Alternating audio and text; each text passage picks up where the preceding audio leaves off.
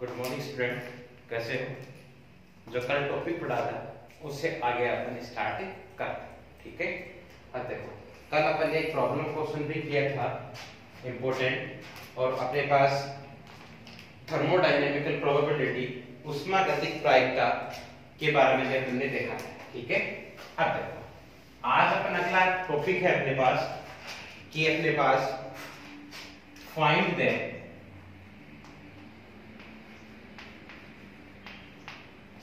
अपने पास फिर अपने को देखो एक टॉपिक करना है, ठीक है। टॉपिक में अपने पास ये करना है कि अपने पास एनर्जी रेंज है किसी सिस्टम की, वो एनर्जी रेंज है आपके पास 0 to E। कितनी है? 0 to E। उसमें आपको कला कोष्ठिकाओं की संख्या, कला कोष्ठिकाओं की संख्या ज्ञात करनी है।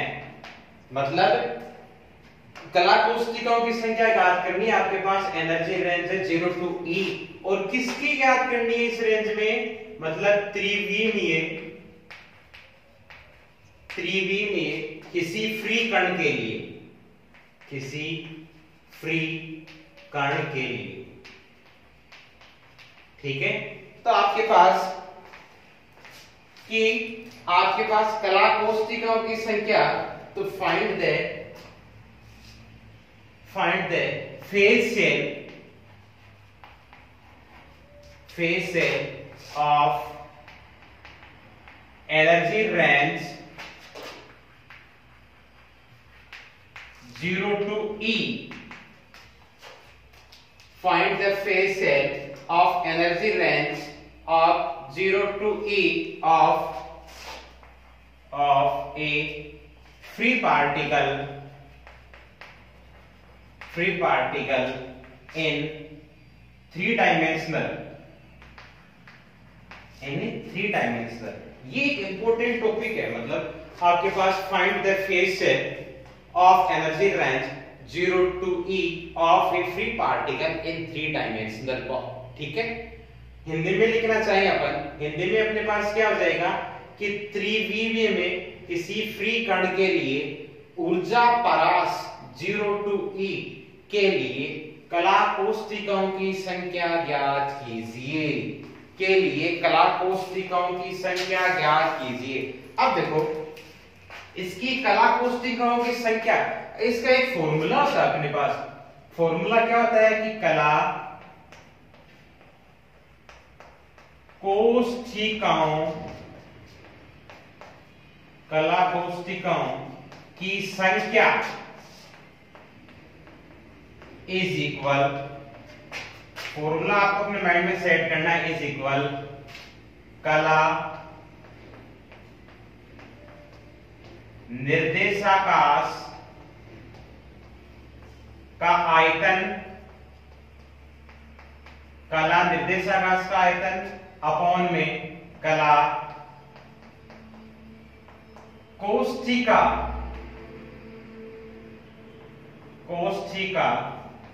का आयतन। फॉर्मूला होता है आपके पास कला कोष्ठिकाओं की संख्या, अपन को ये कैलकुलेट करना है एनर्जी रेंज 0 to E। तो इसका फॉर्मूला होता है कला निर्देशाकाश का आयतन अपॉन कला कोष्ठिकाओं का आयतन। मतलब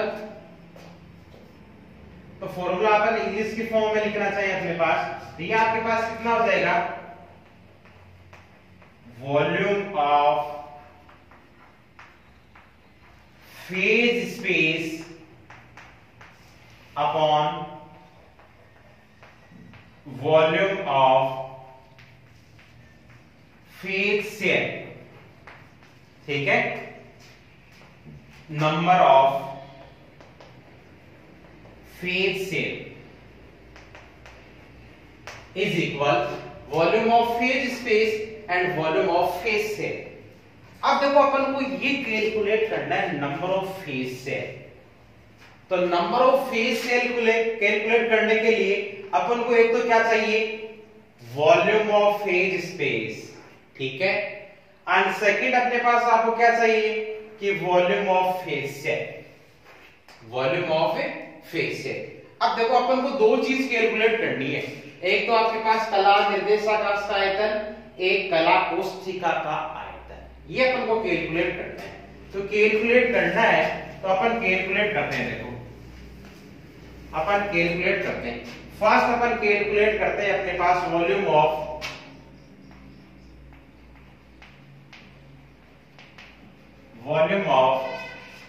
अपने फेज से,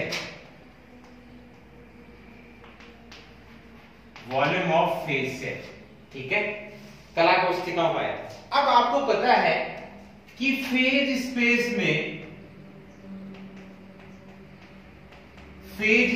में अपने को ये पता है तीन तो पोजीशन कोऑर्डिनेट होते हैं, थ्री तो अपने पास पोजीशन कोऑर्डिनेट, और तीन ही अपने पास क्या होते हैं, मोमेंटम कोऑर्डिनेट होते हैं। अपने पास तीन पोजीशन कोऑर्डिनेट अपने पास होते हैं, एक्स, वाई और जेड। मोमेंटम कोऑर्डिनेट क्या होते हैं, पी एक्स, पी वाई और पी जेड, ठीक है। तो इसका वॉल्यूम कितना हो जाएगा, वॉल्यूम फेज स्पेस का अपने पास tau is equal d x d y d z, मतलब position coordinate, d p x d p y and d p z. अब देखो इसको अरेंज करके लिखते हैं अपन, tau is equal d x d p x dy dpy and dz dpz। Uncertainty principle Heisenberg के अनिश्चितता सिद्धांत से dx dpx is greater than equal या approximate equal h value put up करते हैं अपन, यहां टॉ is equal h into h, तो टॉ is equal तो कितना आ गया, h क्यूब आ गया, ठीक है। ये तो अपने पास क्या आ गया, वॉल्यूम ऑफ फेज सेल आ गया। इज दैट क्लियर कि अपने पास फेज स्पेस कला निर्देशांक में 6 निर्देशांक होते हैं, 3 तो पोजीशन के निर्देशांक और 3 मोमेंटम के निर्देशांक। पोजीशन के होते हैं एक्स वाई जेड, मोमेंटम के होते हैं p x p y p z. तो आपके पास इसका वॉल्यूम कितना हो जाएगा, tau is equal d x d y d z dpx dpy dpz। इनको अरेंज करके लिख दिया। फिर अपन ने हाइजेनबर्ग का अनिश्चितता का सिद्धांत, अनसर्टेनिटी प्रिंसिपल लगाया, तो अपने पास dx dpx की वैल्यू अप्रोक्सीमेट इक्वल h, तो h इसकी भी h इसकी भी h, तो h क्यूब, तो tau is equal h cube. ये तो अपने पास ये आ गया volume of phase cell. Is that clear. अब अपन को कैलकुलेट करना है, क्या कैलकुलेट करना है अपन को, अब अपन कैलकुलेट करेंगे volume of phase space, volume of phase space, ये कैलकुलेट करेंगे। तो वॉल्यूम ऑफ फेज स्पेस को कैलकुलेट करेंगे तो अपन को ये पता है कि फेज स्पेस में 6 कोऑर्डिनेट होते हैं, 3 पोजीशन के और 3 मोमेंटम के। इसका वॉल्यूम निकालना है, वॉल्यूम निकालना है मतलब इसका इंटीग्रल कर लेंगे। वॉल्यूम मतलब टोटल एंटायर सिस्टम आ जाएगा, टोटल एंटायर सिस्टम आ जाएगा, तो इसको अपन क्या करेंगे, इंटीग्रेट करेंगे। इंटीग्रेट करेंगे तो अपने पास 6 इंटीग्रेट आएंगे, 2 3 4 5 एंड 6। ये 6 किसके है, 1 2 3 इंटीग्रल तो आपके पास पोजीशन कोऑर्डिनेट के, और 4 5 6 ये आपके पास मोमेंटम के। तो ये आपके पास क्या हो गया, dx dy dz dpx dpy और dpz। ये किसका हो गया आपके पास, वॉल्यूम ऑफ फेज स्पेस। ठीक है, अब देखते हैं ना। अब देखो ये इंटीग्रल dx का, ये इंटीग्रल dy का, ये इंटीग्रल dz का, मतलब स्टार्टिंग वाले जो 3 इंटीग्रल हैं ये अपने पास डिनोट कर रहे हैं dx dy और dz को। अब देखो ये इंटीग्रल इसको सोल्व करेगा तो इसकी वैल्यू dx का इंटीग्रल x आएगी, इसकी y आएगी, इसकी z आएगी। मतलब जो देखो यहां पर दैट इज ये 1 2 और ट्रिपल इंटीग्रल किसका dx dy और dz, इसकी वैल्यू आपके पास कितनी हो जाएगी x into y into z, मतलब ये इंटीग्रल इसका, ये इंटीग्रल इसका, ये इंटीग्रल इसका सॉर्ट आउट होगा तो x into y into z, तो x y z हो जाएगा और टोटल इसकी वैल्यू कितनी हो जाएगी v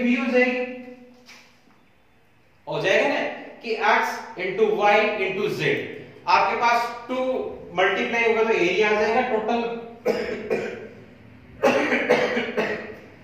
सॉरी टोटल मल्टीप्लाई आएगा तो वॉल्यूम हो जाएगा मतलब 3 पोजीशन इंटीग्रल सोल्व करेंगे तो इनकी वैल्यू तो अपने पास v आ गई ना। अब देखो ये वैल्यू अपन यहां पुटअप करते हैं तो देखो v,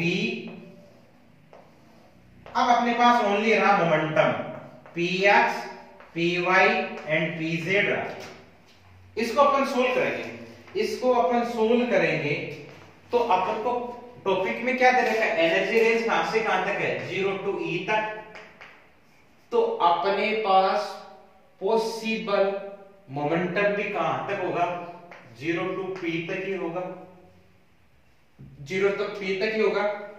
तो मैं क्या करता हूं आपके पास एक P रेडियस का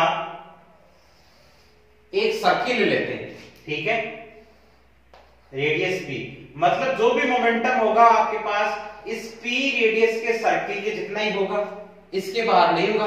तो आपको पता है कि सर्किल का वॉल्यूम कितना होता है, सर्किल का वॉल्यूम कितना होता है आपके पास V is equal to circle का वॉल्यूम होता है 4/3 पाई r क्यूब होता है ना, पाई r क्यूब, लेकिन यहाँ पे रेडियस अपन ने क्या ली है P ली है, क्या ली है P, तो 4/3 पाई P क्यूब हो गया, ठीक है। अब देखो अपने को पता है कि एनर्जी E इज इक्वल कितना होती है 1/2 mv² काइनेटिक एनर्जी ओनली, तो E इज इक्वल 1/2 mv², इसको मैं p²/2m लिख सकता हूं, तो p² की वैल्यू कितनी हो गई 2me हो गई, तो p की वैल्यू अपने पास कितनी आ गई 2me का रूट आ गई, और ये p की वैल्यू मैं यहां रिप्लेस करता हूं, तो is equal v 4/3 pi p की वैल्यू लगाओ तो 2me की पावर 3/2, ये आपके पास आ गया वॉल्यूम ऑफ फेज स्पेस, और वॉल्यूम ऑफ फेज सेल की वैल्यू आपके पास ये h3, वैल्यू पुटअप कर दो, यहाँ पे वैल्यू पुटअप करेंगे तो आपके पास कितना आ जाएगा, आपके पास v 4/3 पाई 2me की पावर 3/2 अपॉन आपके पास कितना आ गया h3, ये आपके पास क्या आ गया कि किसी फ्री कण के लिए त्रिविमीय आकाश में एनर्जी रेंज 0 टू E के लिए कला कोष्ठिकाओं की संख्या आ गई, नंबर ऑफ फेज सेल आ गया, फॉर्मूला आपको दिमाग में number of phase cell is equal volume of phase space upon volume of phase cell, तो वॉल्यूम ऑफ फेज स्पेस आपने निकाल दिया 3 position integral 3 momentum integral, position integral की डायरेक्ट वैल्यू v हो गई x into y into z, रहा momentum integral, तो momentum integral को अपन सोल्व करने के लिए एनर्जी रेंज अपने पास 0 टू E है, तो मोमेंटम भी अपने पास क्या होगा 0 टू P रेंज में होगा, तो इसको सपोज करने के लिए एक P रेडियस का अपन ने एक सर्किल ले लिया, उस सर्किल का वॉल्यूम होता है 4/3 पाई r क्यूब, लेकिन रेडियस अपन ने यहाँ पे क्या लिया p क्यूब, फिर काइनेटिक एनर्जी 1/2 mv², इसको अरेंज करके p²/2m, तो p की वैल्यू 2m, ये p की वैल्यू अपन ने यहां लगा दी, तो ये वैल्यू आ गई अपने पास वॉल्यूम ऑफ फेज स्पेस, दोनों की वैल्यू पुटअप कर दी, तो ये अपने पास आ गया कि आपके पास नंबर ऑफ फेज है, ठीक है। ये एक इंपॉर्टेंट टॉपिक आपने फिर नोटबुक में लिख लेना, और इसके नोट्स की पीडीएफ है वो भी आपको इन सभी टॉपिक की एक साथ सेंड कर दी जाएगी, यदि और कोई डाउट है तो आप पूछ लेना, ठीक है। अब देखो नेक्स्ट टॉपिक करते हैं, ठीक है। नेक्स्ट टॉपिक है अपने पास एंट्रोपी एंड थर्मोडायनेमिक प्रोबेबिलिटी।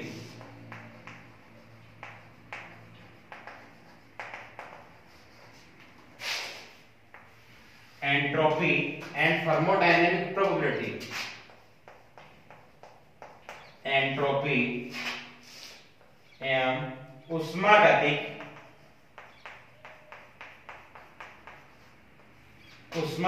प्रायिकता। एंट्रोपी एवं ऊष्मागतिक प्रायिकता इंपॉर्टेंट टॉपिक।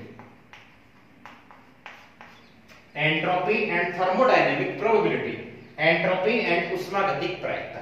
ठीक है, अब देखो एंट्रोपी क्या होती है, ऊष्मागतिक प्रायिकता क्या होती है, इन दोनों में क्या रिलेशन है, इसको अपन पढ़ेंगे। देखो एंट्रोपी भी क्या होती है, किसी भी सिस्टम की मैक्सिमम डिसऑर्डर को, किसी भी सिस्टम के मैक्सिमम डिसऑर्डर को अपन क्या बोलते हैं, एंट्रोपी। मतलब किसी भी तंत्र की अधिकतम अव्यवस्था के माप को अपन क्या बोलते हैं, एंट्रोपी। वैसे ही आपके पास ऊष्मागतिक प्रायिकता क्या हो जाएगी, किसी भी सिस्टम के मैक्सिमम मैक्रोस्टेट, मतलब मैक्सिमम स्थूलावस्थाओं की संख्या, मैक्सिमम मैक्रोस्टेट की जो संख्या होगी उससे अपन क्या बोलेंगे, ऊष्मागतिकी प्रायिकता।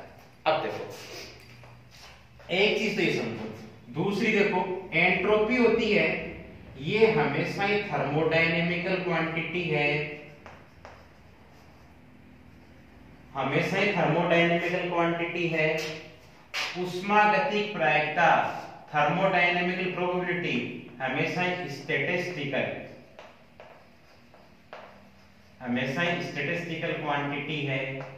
एक बात ही दिमाग में सेट करना हमेशा, एंट्रोपी होगी वो एंट्रोपी हमेशा ही थर्मोडायनेमिकल क्वांटिटी है, और थर्मोडायनेमिक प्रोबेबिलिटी मतलब ऊष्मागतिक प्रायिकता हमेशा ही स्टैटिस्टिकल क्वांटिटी है। फर्स्ट बात।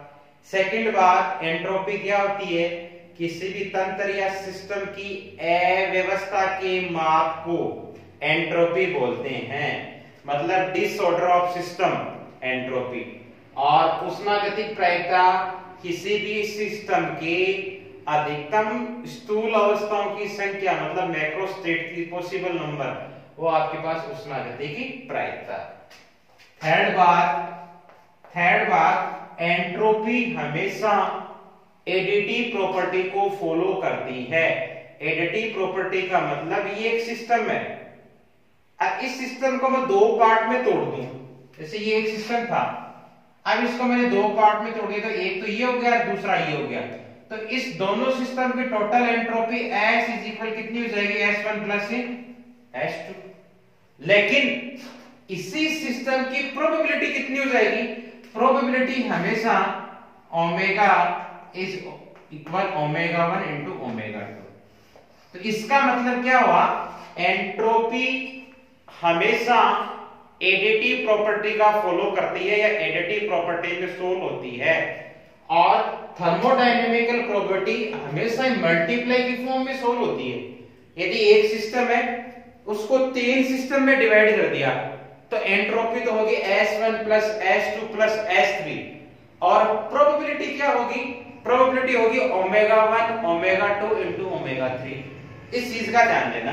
और नेक्स्ट बात, जो आपके पास एंट्रोपी होती है S, ये एंट्रोपी प्रोबेबिलिटी का ही फंक्शन होती है, मतलब S is equal F of omega, S is equal F of omega, मतलब जो आपके पास एंट्रोपी होगी वो प्रोबेबिलिटी का ही फंक्शन होती है। तो ये बात आप एक बार दोबारा रिपीट कर दें, entropy thermodynamical quantity, thermodynamic probability statistical quantity, entropy additive property, thermodynamic probability आपके पास मल्टीप्लाई प्रॉपर्टी, एंट्रोपी होती है वो प्रोबेबिलिटी का फंक्शन होती है, मतलब S is equal F of omega. अब देखना आगे अपन इसका एक डेरिवेशन सोल्व करते हैं। डेरिवेशन सोल्व करते हैं मतलब जो अपने पास एंट्रोपी होती है वो अपने पास प्रोबेबिलिटी का ही अपने पास फंक्शन होता है, इज इक्वल इक्वेशन फर्स्ट। ठीक है, अब मैं ये बोलता हूं कि ए सिस्टम है, ये दो सब सिस्टम में डिवाइड है, ए के करस्पॉन्डिंग एंट्रोपी S1, दूसरे के corresponding entropy S2, total entropy कितनी हो जाएगी? तो S is equal S1 plus S2, और इसकी प्रोबेबिलिटी क्या हो जाएगी? W is equal W1 plus W2। समझ में आ रही है आपके बात? W is equal W1 plus W2। अब अपन एंट्रोपी अपने पास S equal F of omega, और एंट्रोपी आपके पास S is equal S1 plus S2। आपके पास ये F of omega is equal W1 plus W2। Value put up करते हैं, यदि दोनों तरफ फंक्शन लगाऊं, F of omega is equal F of omega 1 omega 2। ठीक है, अब देखो ये F ऑफ ओमेगा आपके पास किसकी वैल्यू है? S की वैल्यू है आपके पास, तो मतलब F of omega total entropy S1 plus S2, तो F of omega is equal S1 plus S2। F omega की वैल्यू अपन यहाँ पे क्या करते, देखो ओमेगा 1 ओमेगा 2 लगा दूं मैं यहाँ पे, तो F ओमेगा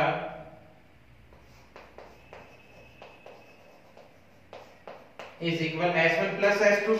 अब देखो अपन इसको इस तरीके से अरेंज करेंगे कि F ऑफ ओमेगा हो गई, टोटल एंट्रोपी हो गई, टोटल प्रोबेबिलिटी हो गई, दोनों तरफ फंक्शन लगाया, फंक्शन F ओमेगा 1 ओमेगा 2 हो गया।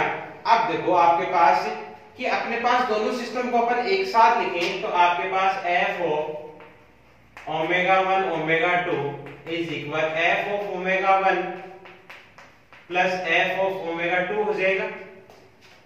इक्वेशन नंबर इनका यूज करेंगे, तो इन दोनों इक्वेशन को अरेंज करके लिख देंगे। तो F of omega 1 omega 2 is equal F of omega 1 plus F of omega 2 हो जाएगा। इस वाली जो इक्वेशन है, इस वाली इक्वेशन को अपन डेरिवेटिव करते हैं। डेरिवेटिव करेंगे तो देखो ओमेगा 1 क्या करेंगे अपने पास, तो ओमेगा 2 तो कांस्टेंट बाहर आपके पास, और F dash omega 1 omega 2 is equal omega 1 का होगा तो F डेज ओमेगा 1, इसका होगा नहीं। ठीक है, इक्वेशन थर्ड। फिर अपन इसका करेंगे ओमेगा 2 के रेस्पेक्ट में, ओमेगा 2 के रेस्पेक्ट में करेंगे तो ओमेगा 1 कांस्टेंट और F dash omega 1 omega 2 is equal F dash omega 2। Equation 4 अपने पास।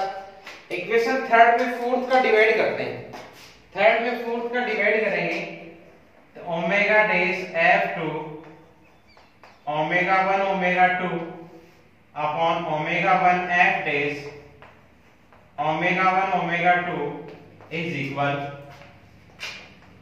F dash omega 1 upon F dash omega 2। ठीक है, कैंसिल आउट हो जाएगा आपके पास ये वाले फॉर्म। तो omega 2 is equal omega 1 is equal F dash omega 1 upon F dash omega 2।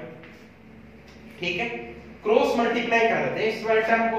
Cross multiply किया तो आपके पास ये टर्म आएगी F1 omega 1 into omega 1 is equal F dash omega 2 into omega 2।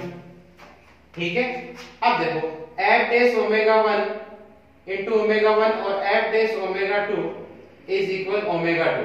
ठीक है, इसको अपन अरेंज कर लेते हैं। अरेंज करें तो इनको मतलब ये एन टाइम वैल्यू चलती जाएगी। इसको मैं एक कांस्टेंट k के इक्वल नाम डाल दूं, किसके इक्वल? k के। k के इक्वल नाम डालूंगा तो मतलब F dash omega into omega is equal k। ठीक है आपके पास। अब देखो इज इक्वल आपके पास k कांस्टेंट एज्यूम कर लिया। अब देखो इस वाली फॉर्म में ना F डेज ओमेगा, इसको मैं क्या लिख सकता हूं? Del F omega upon del omega लगा सकते हैं into omega is equal K F dash omega ही तो है ना आपके पास। F डेज ओमेगा को del F omega upon del omega लगा दिया, मतलब ओमेगा के रिस्पेक्ट में डिफरेंशिएट इज इक्वल के अब देखो इस वाली जो आपके पास इक्वेशन है इसको इस वाली फॉर्म में लगा दिया, अरेंज कर दो इसको। अरेंज करेंगे तो del f omega is equal के upon omega into del omega. Arrange कर दिया, ओमेगा को यहां ले लिया, ओमेगा को उस तरफ लेके दोनों तरफ अपन इंटीग्रल कर देते हैं। तो integral of del F of omega is equal के अपॉन ओमेगा और अपने पास के अपॉन ओमेगा डेल ओमेगा। ठीक है, अब देखो ये इंटीग्रल इस पे अप्लाई होगा तो ये डिफरेंशिएशन है, ओनली आपके पास एफ ऑफ ओमेगा आ जाएगा is equal 1 upon omega del omega log omega, तो लॉग ओमेगा के कांस्टेंट बाहर, ये के प्लस सी। ठीक है, तो F of omega is equal K log omega plus C. अब देखो इक्वेशन नंबर फर्स्ट से एफ ऑफ ओमेगा किसकी वैल्यू है, एस की वैल्यू है, तो S is equal K log omega plus C. C अपने पास यहाँ पे क्या है, इंटीग्रेशन कांस्टेंट है। क्या है, इंटीग्रेशन कांस्टेंट। तो अपन को ये पता है कि एब्सोल्यूट जीरो टेम्परेचर पर एंट्रोपी की वैल्यू जीरो होती है और प्रोबेबिलिटी आपके पास 1 होती है। तो T इज इक्वल 0 पर S इज इक्वल 0, तो आपके पास C की वैल्यू भी क्या आ जाएगी, 0। That is S is equal K log omega. K Boltzmann constant आपके पास, K यहाँ पे क्या है, बोल्ट्जमान कांस्टेंट। ये आपके पास एक इंपॉर्टेंट रिलेशन आ गया, S is equal K log omega. S यहाँ पे आपके पास एंट्रोपी थर्मोडायनेमिकल क्वांटिटी, ओमेगा आपके पास प्रोबेबिलिटी स्टैटिस्टिकल क्वांटिटी, दोनों में रिलेशन आ गया S is equal K log omega. देखो S is equal F omega, दोनों सिस्टम की एंट्रोपी प्रोबेबिलिटी, इनको अपन ने अरेंज करके लिख दिया F omega 1 omega 2 equal to F omega 1 plus F omega 2।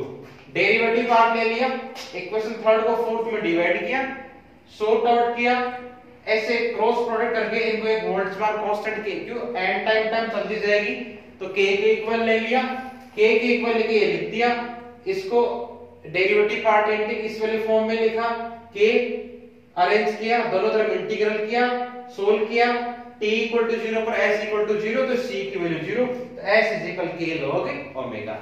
ये आपके पास एक रिलेशन आ गया किसका, एंट्रोपी और थर्मोडायनेमिकल प्रोबेबिलिटी में।